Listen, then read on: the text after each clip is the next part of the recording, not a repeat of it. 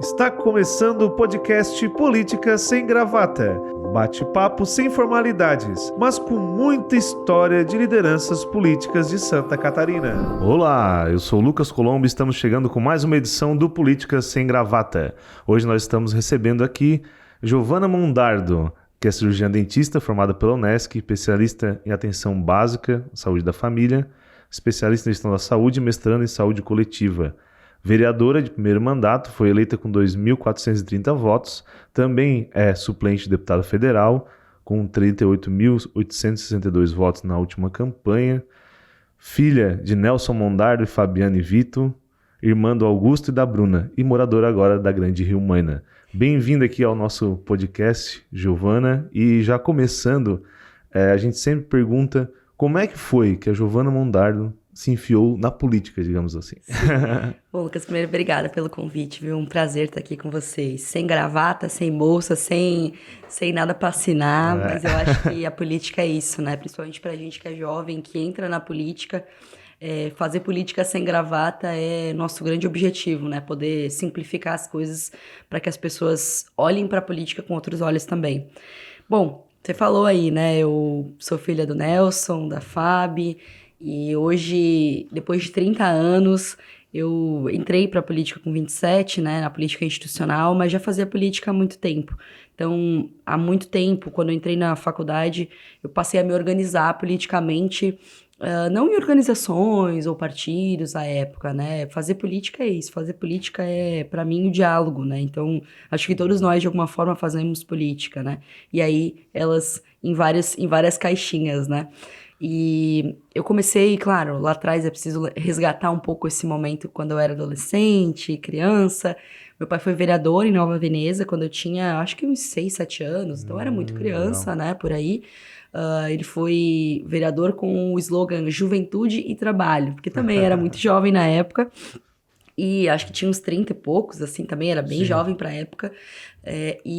Mas eu não entendia aquilo como algo que me provocava pra política, até porque nós temos pensamentos diferentes, mas hoje a gente consegue conviver, dialogar e construir um caminho que cria essa convergência entre nós, inclusive entre eu e meu pai, por exemplo. Sim. Mas lá atrás já me organizava, né? Participava de carreatas, fazia Já tinha um envolvimento bandeiraço. ali Aham. estudantil desde adolescente? Sim, na verdade, na época da escola, assim, sempre fui líder de turma, tentava me organizar dentro da sala, né? Na época eu não conhecia o que eram grêmios estudantis, né? Porque eu estudava no Caravaggio. Então, não tinha essa discussão, mas a gente se organizava, fazia as movimentações possíveis. Então, por isso que eu falo que comecei a fazer política, acho que a partir do momento que eu entendi que ser mulher, ser cidadã era importante a organização coletiva, né? E aí, acho que dali foi o start para a política. Na universidade, eu passei a me organizar no movimento estudantil e dali no movimento do Diretório Central dos Estudantes, no centro acadêmico, depois no movimento de saúde, que é a minha área de atuação, de estudo, né? Então, fui conselheira municipal de saúde em Criciúma, já estava morando aqui. E em seguida, fui conselheira nacional de saúde, representando a Associação de Pós-Graduandos, Nacional de Pós-Graduandos, né, a ANPG, lá no Conselho Nacional, na Comissão de Orçamento e Financiamento. Então, uma coisa foi levando a outra. Eu me formei em 2016 em odontologia, e dali fui engatando uma pós-graduação na outra, e Foi se os especializando. e os movimentos de política vieram juntos, né, a esses espaços que eu estava participando. Eu acredito que, como tu participou dos conselhos, né? Como é que foi essa participação? Hoje a saúde, né? Tu fala muito da questão da defesa do SUS, né? Vem muito disso, dessa participação nos conselhos? Profundamente, profundamente, porque eu sempre falo que o que me levou para a política, Lucas, foi a saúde pública. Porque entendo, quando eu compreendi o que o Sistema Único de Saúde representava para o povo brasileiro, eu entendi que ele foi criado na iminência da necessidade da população. Justamente num período pós-ditadura militar, num período da redemocratização, com o advento também da garantia do direito à saúde na Constituição de 88. E isso tudo eu fui estudando e fui entendendo, poxa, mas então não dá para fazer saúde pública de qualidade sem política. Em 88, aliás, em 1990, com algumas leis que vieram para regimentar o SUS de alguma forma, a gente teve também leis que impuseram, né, também a criação dos conselhos e das conferências de saúde. E isso foi, de fato, a entrada da população na discussão sobre saúde pública. E é aí que eu entro, né? Quando eu participei do Conselho Municipal aqui em Criciúma, eu pude conhecer gente de vários ambientes, né? Dono de hospital, dono de clínica, de laboratório, mas também pessoas dos movimentos de mulheres, dos movimentos sociais, de organização comunitária, de líder comunitário, e dali entender que acho que essa era a grande essência que me levava para a política, né? A necessidade da população aliada com a articulação política e representação. E aí, quando eu vi que a gente falhava porque não tinha representação no cenário institucional, na disputa institucional, eu aceitei o desafio de ser candidata a vereadora. E ali por 2019, né, comecinho em 2020, eu já estava em pré-campanha, tocando o barco aí de uma campanha Já estava se diferente. preparando, né? Sim, já estava me preparando. E como é que foi, né, esse passo para ti, assim? Agora eu participei dos conselhos, tu sempre foi envolvida nas causas, né, como tu falou desde adolescente, agora eu vou botar a cara a tapa, porque é um passo também complicado de dar, né? Porque tu vai ser o teu rosto, é a tua responsabilidade, né, o teu nome. Como é que foi esse passo para ti? Como é que foi esse convite? Como é que foi essa tua decisão? No final de 2018, 2019, assim, ao longo de 2019, algumas pessoas, assim, eu já tinha me formado, já tinha feito especialização, estava no mestrado, e eu entendia que eu tinha amadurecido politicamente e até individualmente para poder dizer assim, olha, agora eu me sinto capaz de disputar uma eleição, e não é porque eu me formei nem nada, né? Porque eu acho que a gente precisa também desestigmatizar isso de que as pessoas precisam profundamente estudar para estar nesses lugares de ocupação, porque eu acho que uma Câmara de Vereadores, por exemplo, é a representação do nosso povo. E se ali não tiverem pessoas que minimamente não convivam com a comunidade, a gente vai falhar, e falha feio, né? Então, quando eu fui convidada a ser candidata, eu reuni um grupo de pessoas, de amigos e pessoas próximas, para apresentar, né, essa ideia e ver se eu teria condições de amadurecer um projeto de cidade também, né, de opinião, né, de formular opinião sobre a cidade, para aí sim disputar as eleições, porque com muita responsabilidade, e eu sei o quanto isso traz pra gente, né, eu já sabia na época que disputaria, e se eleita, seria a vereadora mais jovem da história de Criciúma até aqui, eleita, Sim. né, então sei que esse desafio seria muito grande. Então eu reuni muita gente de várias áreas para dizer, olha, será que dá? Vamos construir isso comigo? E as pessoas toparam e não tem nada que me mova mais do que projetos coletivos, né? Então, dali, essa decisão foi fácil de tomar e as construções dali em diante foram naturalmente para as eleições de 2020, me levando a esse lugar que foi num lugar difícil, né? De uma eleição no meio de uma pandemia, mas que também trouxe pra gente a oportunidade de utilizar as redes sociais como uma ferramenta de fazer política séria. E a gente fez muitos fóruns, né, em 2020 inteiro, até a eleição, para discutir os problemas da cidade, para solucionar, para propor soluções para esses problemas, e isso nada na minha cabeça, porque acho que a política, quando ela é individual, ela começa errando. Sim. E reuni muita gente para construir esse projeto e deu muito certo. E como é que foi, né, essa construção? Teu pai deu alguma dica ou não? Como é que foi essa construção? Tu pegou os seus familiares, depois os seus amigos, e tu foi construindo esse grupo? Como é que foi montar esse time, digamos assim? Teve de tudo, né? Teve de tudo. Teve quem achou que não vai dar certo, não vai longe, coisa e tal. Eu lembro, sempre brinco, meu pai falava assim, Gi, por que não vai ser candidata aqui em Nova Veneza, né? Porque aqui você é filha do Nelson, você tem família, uma parte da tua família tá aqui, porque também uma parte da minha família tá em Criciúma, mas uma parte da tua família tá aqui, não sei o quê. E aí eu falei, olha, pai, eu vou ser candidata em Criciúma? Ele falou assim, será que lá tu não vai ser só mais uma? Eu falei, olha, eu provavelmente não serei só mais uma, mesmo que eu não vença as eleições. E falei pra ele, assim, eu não quero ser a candidata filha de alguém, né? Eu quero ser por mim. E a gente conseguiu construir isso ao longo desses últimos anos, e eu tenho o maior orgulho disso, mas muita gente contribuiu, né? Acho que foi um acúmulo de experiências, mas também com essa energia, esse vigor que a juventude traz para tudo aquilo que coloca atenção, né? Para tudo aquilo que coloca perspectiva, expectativa. Então, eu posso dizer que eu tive um misto o equilíbrio perfeito da experiência de muita gente que me acompanha, do meu partido, mas também com o vigor e com a energia e com a irreverência que a juventude traz para transformar a política nesse ambiente mais leve e sem gravata. E como é que foi assim pra ti a idade? Em algum momento o pessoal fala, mas tu é muito nova ainda, tu não quer esperar um pouco mais? Teve alguma conversa, tu sofreu alguma coisa nesse sentido de, eu tinha 27 anos na época, Sim, acredito, né?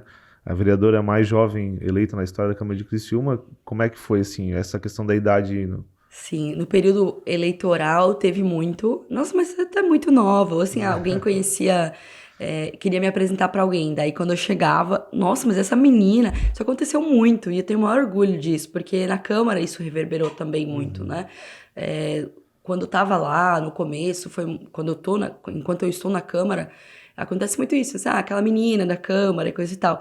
E acho que esse adjetivo, talvez dá pra dizer agora como adjetivo, porque eu considero algo bom enquanto mulher jovem nesse lugar da política, que é majoritariamente composto por homens, que é naturalmente uma estrutura feita para que esse espaço seja um ambiente mais masculino.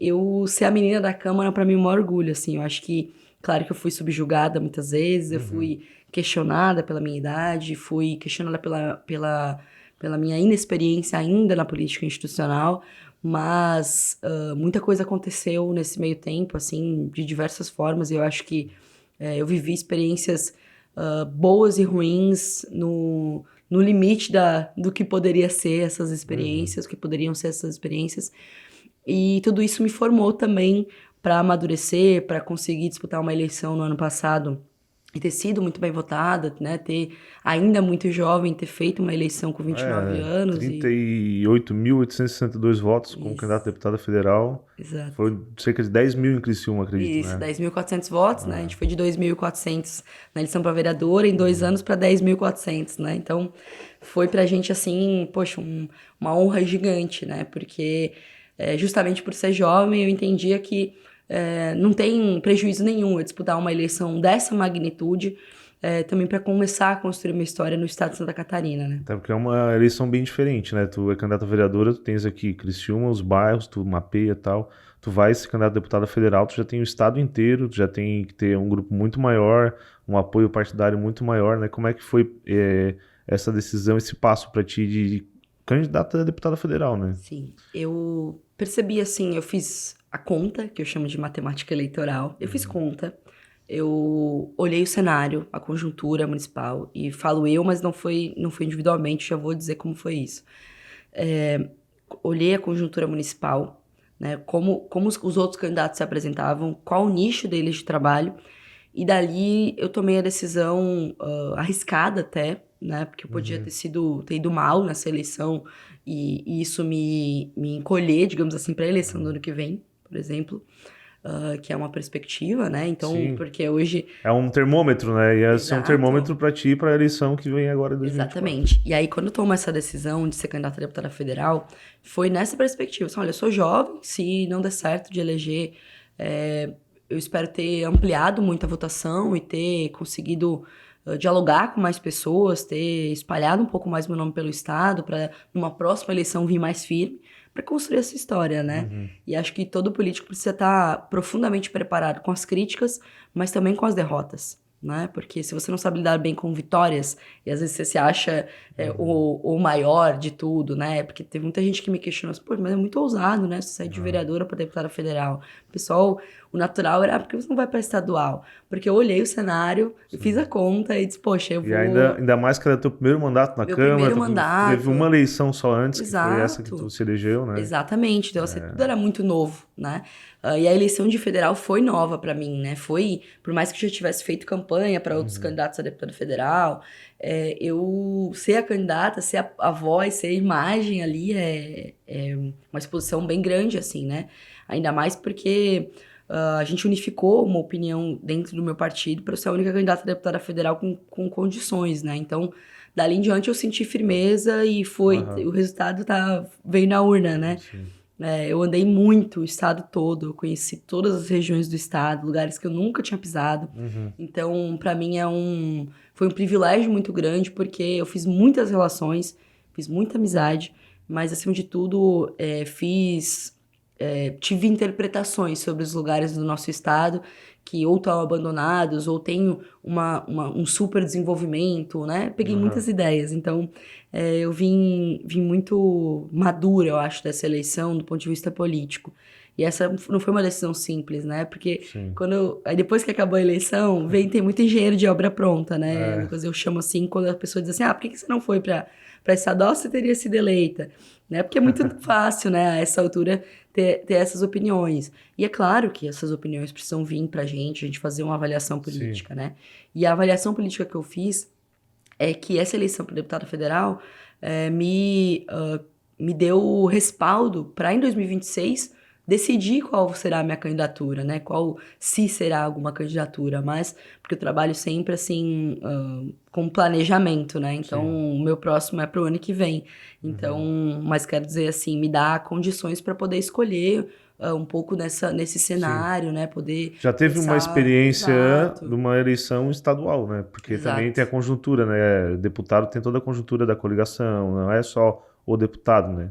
É a coligação junto com o deputado. Não adianta o deputado ter uma votação grande e a coligação não, e aí não entra, né? Então, Exatamente. tem que ter essa construção, né? Agora a gente tá numa federação partidária, né? Que foi um novo formato que também. Sim. Eu tô assim, Lucas, eu fui sempre pioneira, assim, nas novas regras eleitorais. Porque em 2020 teve nova regra eleitoral, teve pandemia, uso das redes. Inclusive, em 2020 teve o maior número de candidatos da história de Criciúma a vereador, né? Mais de Devido a essa nova 260. legislação. Uhum. Foi bem... E também teve aquela limitação de não poder visitar, né? Não fazer...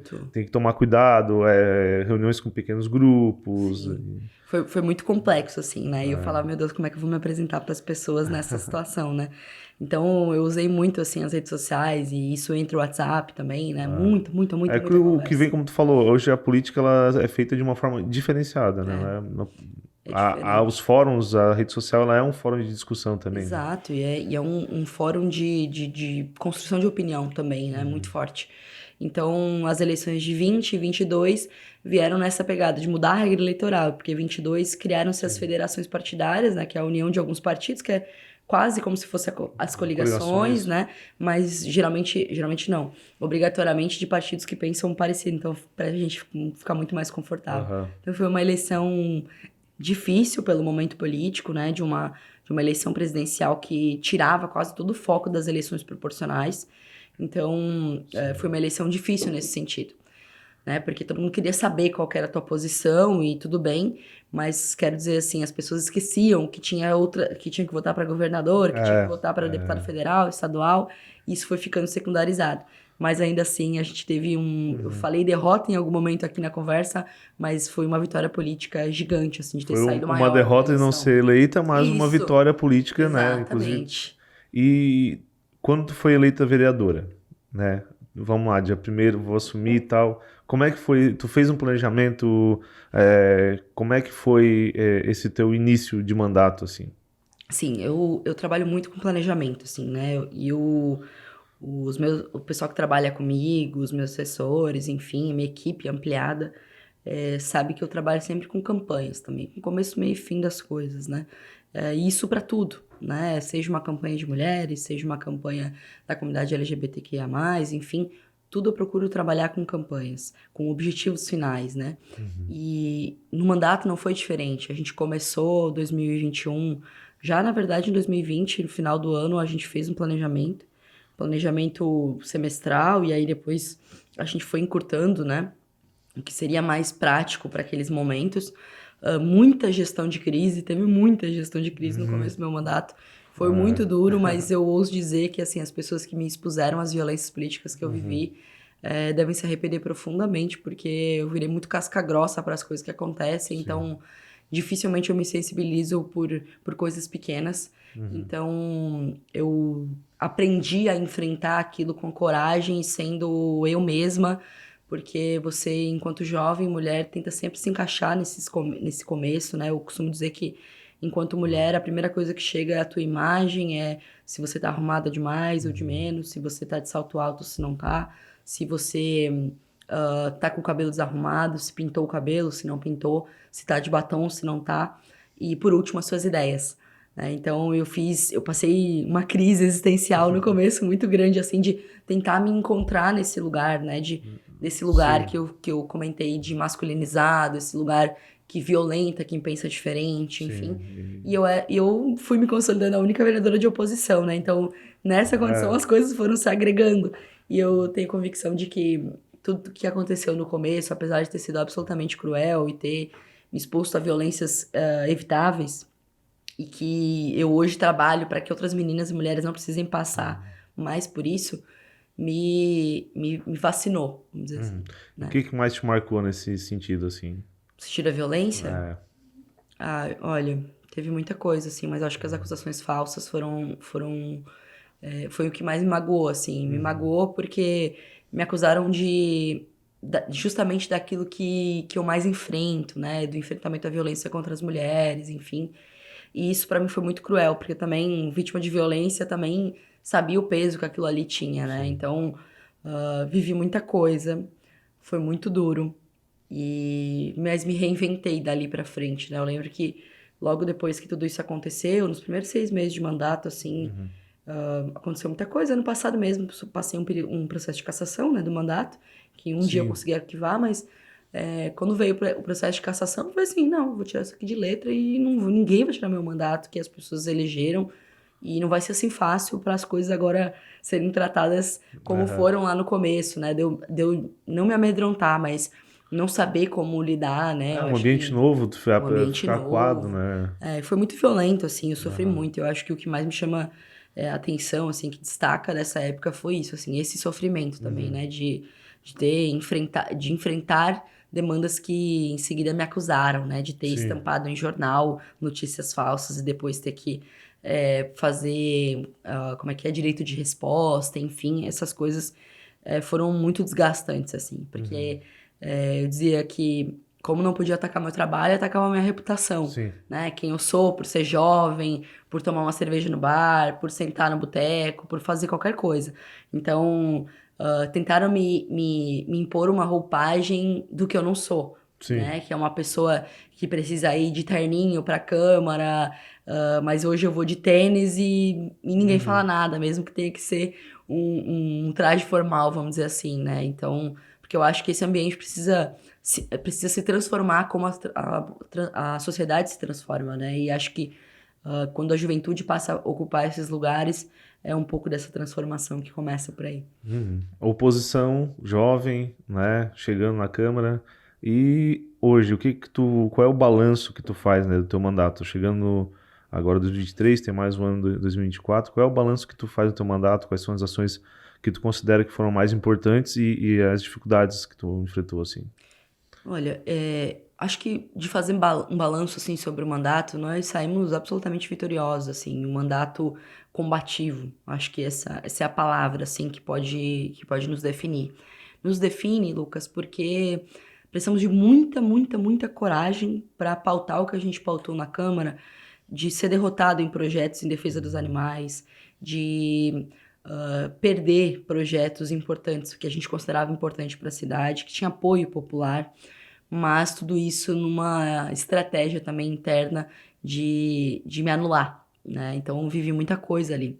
E quando eu peguei a manha, vamos dizer assim, aí ninguém me parou mais, né? A gente aprovou mais de 20 projetos num ano e hoje a gente luta pela implementação deles. E a grande maioria trata sobre enfrentamento à violência contra as mulheres, que é nossa grande bandeira, né?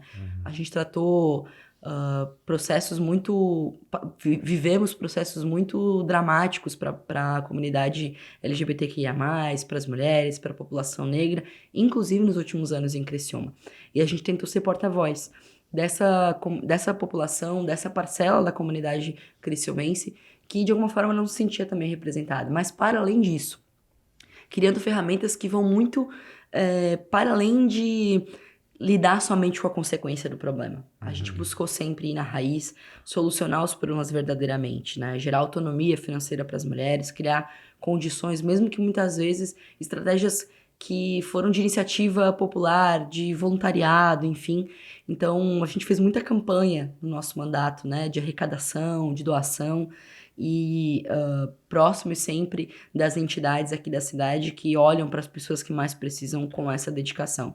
Então, acho que o que a gente pôde fazer na Câmara também foi enfrentar a desigualdade social presente na cidade, mas também pautada no desenvolvimento, pautada na inovação, pautada naquilo que para a gente é fundamental, que é o desenvolvimento com qualidade, mas também com dignidade e principalmente qualidade de vida. Uhum. Das leis que tu conseguiu aprovar, qual que tu considera assim a mais importante, entre aspas, digamos assim, que tu considera mais importante, digamos assim, né, no sentido? Olha, talvez, assim, é difícil dizer o que considero mais importante, mas talvez é que tenha dado maior repercussão e no sentido de também ser uma demanda de todo o território brasileiro, né, e que teve essa aprovação também em várias câmaras e essas determinações e essas medidas em várias câmaras, foi o projeto da menstruação sem tabu, né, que foi a distribuição de absorventes em todos os equipamentos públicos do município.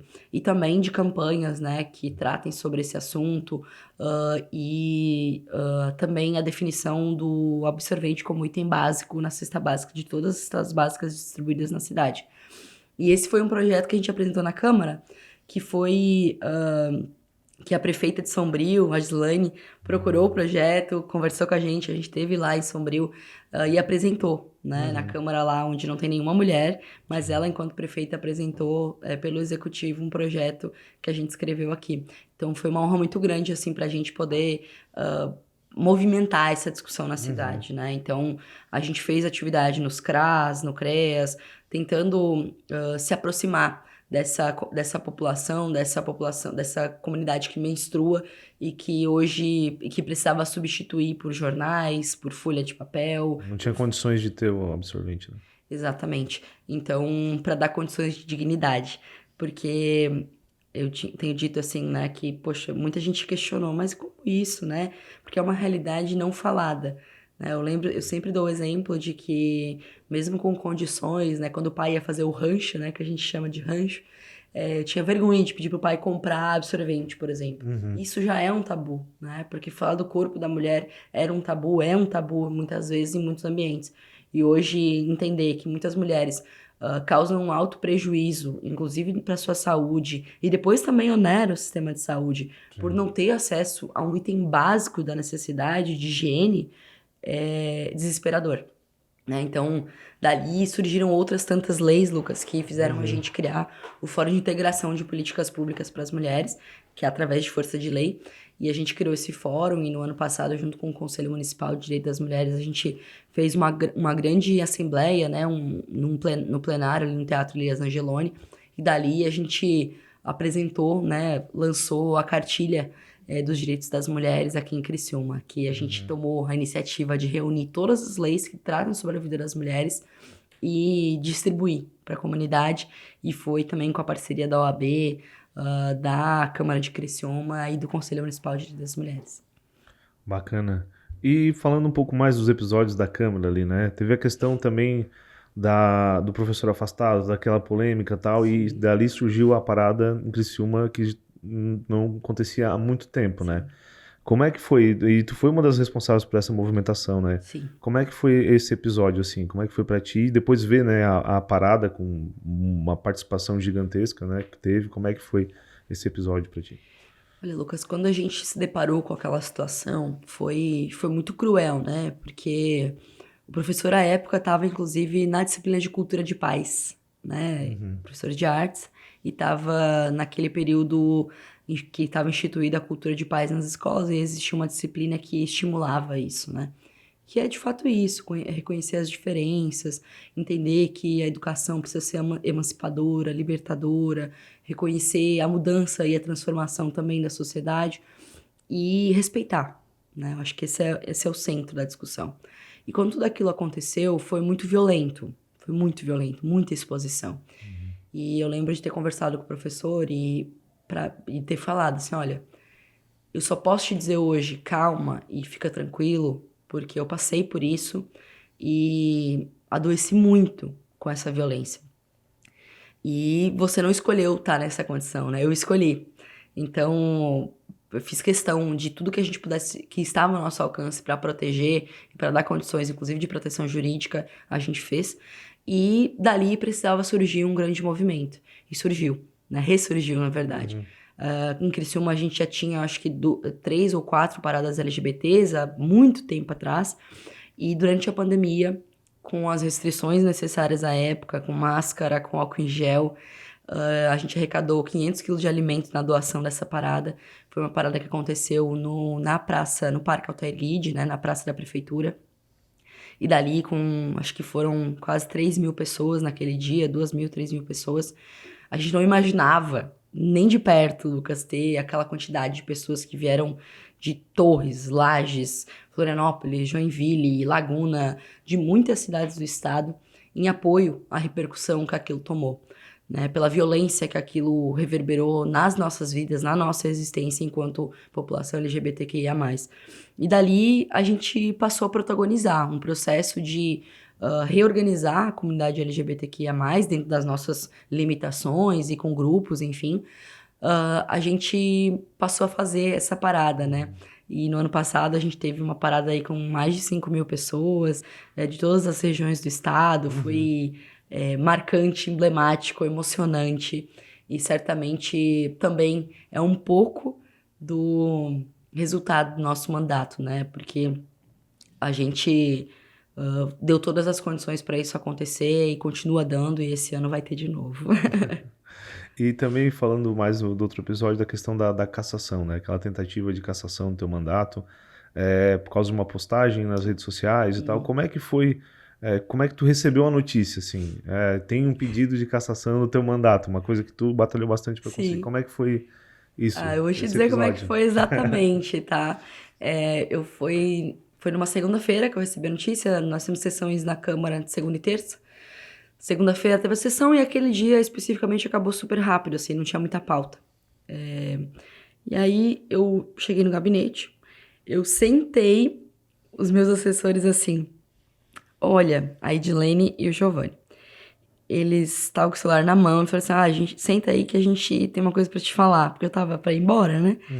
Senta aí que a gente tem uma coisa pra te falar. E nisso não deu tempo, porque entrou um vereador no meu gabinete e falou assim, poxa, Gi, eu sinto muito. Antes de eu saber, eu sinto muito, né? Fica tranquila que isso aí vai cair por terra, né? O que tu precisar, de mim você vai poder contar e coisa e tal, fica tranquila. E eu assim, franzi a testa, do que ele tá falando? E aí eles assim, então, aí os meus assessores, então, é o seguinte, tá rolando, aí na hora eu tava com o celular na mão e abri uma matéria também, que dizia lá, pedido de cassação do mandato da vereadora Giovana Mondardo, protocolado na Câmara. E aí, eu quando li aquilo, conversei com o vereador, falei, olha, poxa, não tava nem sabendo, deixa eu dar uma lida aqui, a gente conversa, mas beleza, obrigada e tal pelo apoio. E aí eu fui ler, né, o pedido e tudo mais, detalhar, passei para os meus advogados, né, dentro das condições jurídicas necessárias que tivessem à época. E isso foi no dia 7 de novembro e no dia 8 de novembro a gente arquivou o processo, o pedido, né. E isso era uma época de um pós-eleição latente no Brasil, né? Teve os protestos, teve tudo, né? Era movimentação em frente ao exército, foi em decorrência de uma postagem que a gente fez em relação a uma manifestação lá em São Miguel do Oeste, né? E tudo isso reverberou muito, repercutiu muito. E dali em diante a gente teve esse pedido, era um pedido feito por 2 assessores de um vereador, por um assessor de um deputado e uma quarta figura, assim, também, que eu não sei onde que estava, se encaixava nessa história. Mas dali a gente viu, assim, a fraqueza do pedido, né, porque do ponto de vista jurídico aquilo era uma aberração, assim, né, de citar até, sei lá, MST, Guilherme Boulos no meu pedido de cassação, assim. Então não tinha argumento, né. E hoje ser da política requer da gente também uma responsabilidade sobre o uso da nossa opinião muito grande. E eu percebi que eu estava sendo vítima daquele pedido de cassação por manifestar a minha opinião política, né? E se isso não for inerente à posição de vereador, eu não sei mais o que é, né? Então, era muito frágil, juridicamente e até politicamente na época. Mas eu não duvido que se a gente tivesse esperado mais uma semana, Lucas, talvez algum tipo de mobilização pudesse ter sido feita. Até porque Sim. isso foi, então, 6 horas da tarde, numa segunda-feira, eu soube, fui para casa, tratei de construir um release junto com os meus assessores para mandar para a imprensa para denunciar aquilo que a gente estava passando, né? Sim. Ou seja, um pedido de cassação por opinião política, né? Então, vai na contramão de tudo que a política exige. A gente denunciou e foi uma série de entrevistas que a gente passou a dar entre segunda e terça, e aí aquilo reverberou também ao longo da semana, porque a vereadora de São Miguel do Oeste, a Maria Tereza Capra, que esse ano teve seu mandato cassado por essa também distanciamento, assim, do protocolo Protocolo até o pedido, demorou e desgastou e mobilizou muita gente, enfim. E é isso, né? Hoje, com a polarização que existia no pós-eleição, aquilo era muito sério.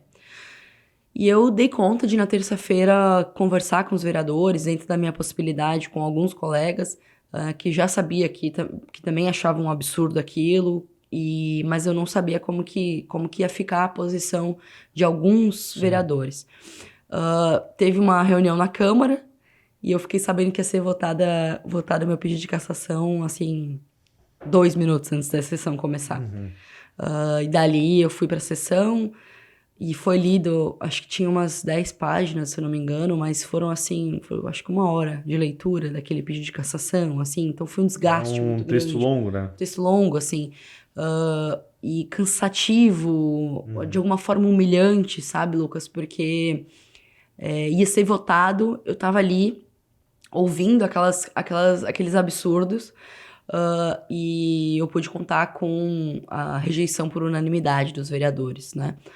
Principalmente por entender que eu estava manifestando a minha opinião política e que poderia acontecer com qualquer um deles. Eu quero falar porque todos os vereadores utilizam as redes sociais, cada um tem o seu posicionamento e todos eles, e hoje, como nas redes sociais, acho que a figura política ela é cobrada por posições Muito. de tudo que acontece, de tudo que vira, e já aproveitando o gancho, como é que tu lida com isso? Bom, eu criei algumas programações, eu acho que neurolinguísticas até para interpretar isso, assim, e lidar com essa exposição das redes. Até porque hoje as redes são, de alguma forma, são dispositivos políticos para a gente transformar, e são fóruns importantes, como a gente comentou.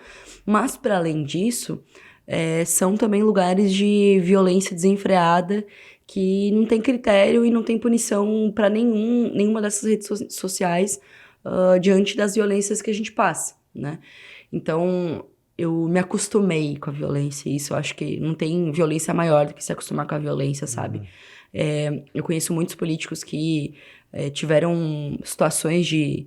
Não, eu acho que é muito para além do cancelamento, né? Mas são as ameaças que a gente sofre a partir dali, são as ameaças que fazem a nossa família, as exposições que fazem sobre a nossa vida, que não conseguem separar, que acham que isso é absolutamente separado, né?